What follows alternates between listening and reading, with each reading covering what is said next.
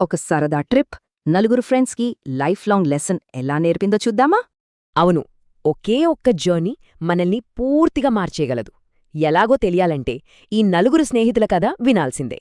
రామ్, వరుణ్, అఖిల్, సూర్య ఈ నలుగురు ఫ్రెండ్స్ నల్లమల అడవికి అడ్వెంచర్ ట్రిప్కి బయలుదేరారు.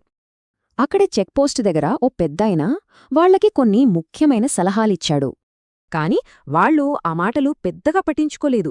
టెక్నాలజీపై వాళ్లకు అంత నమ్మకం మరి. అడవి మధ్యలో లంచ్ చేశారు, కానీ తిన్న తర్వాత ప్లాస్టిక్ బాటిల్స్, కవర్లు అక్కడే పడేశారు.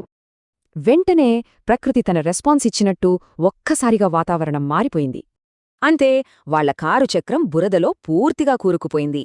వాళ్ల ప్రయాణం అక్కడితో ఆగిపోయింది.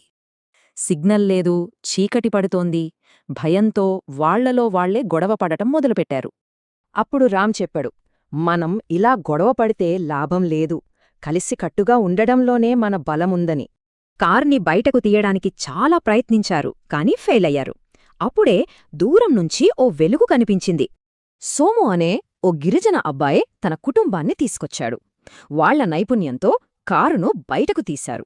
సూర్య డబ్బులివ్వబోయాడు, కాని ఆ అబ్బాయి వాళ్ల నాన్న మాకు వద్దు అని సున్నితంగా తిరస్కరించారు. పైగా వాళ్లు పడేసిన చెత్తను చూపిస్తూ అడవి మాకు దైవం, దాన్ని పాడుచేయకండి అన్నారు. ఆ మాటలు వాళ్లకి బాగా తగిలాయి. తమ తప్పుకి, అహంకారానికి చాలా సిగ్గుపడ్డారు. వెంటనే వెనక్కి వెళ్లి వాళ్లు పడేసిన చెత్త అంతా తీశారు. తప్పు తెలుసుకొని సరిదిద్దుకున్నారు. తిరిగి వెళ్తూ చెక్పోస్ట్ దగ్గర ఆగి ఆ పెద్దాయనకు మనస్ఫూర్తిగా క్షమాపణ చెప్పారు. అప్పుడా పెద్దాయన నవ్వి, తప్పు తెలుసుకోవడమే నిజమైన చదువు. ఈ అడవి మీకు జీవితపాఠం నేర్పింది అన్నారు. ట్రిప్కు వెళ్లినప్పుడు ఒకలా ఉన్నారు, కాని తిరిగొచ్చేసరికి బాధ్యత, వినయం, వివేకం నేర్చుకున్న మనుషులుగా మారారు. సో ఈ ప్రయాణం వాళ్లకి ఏం నేర్పింది? జీవితానికి అవసరమైన 5 ముఖ్యమైన నీతులు తెలిసాయి.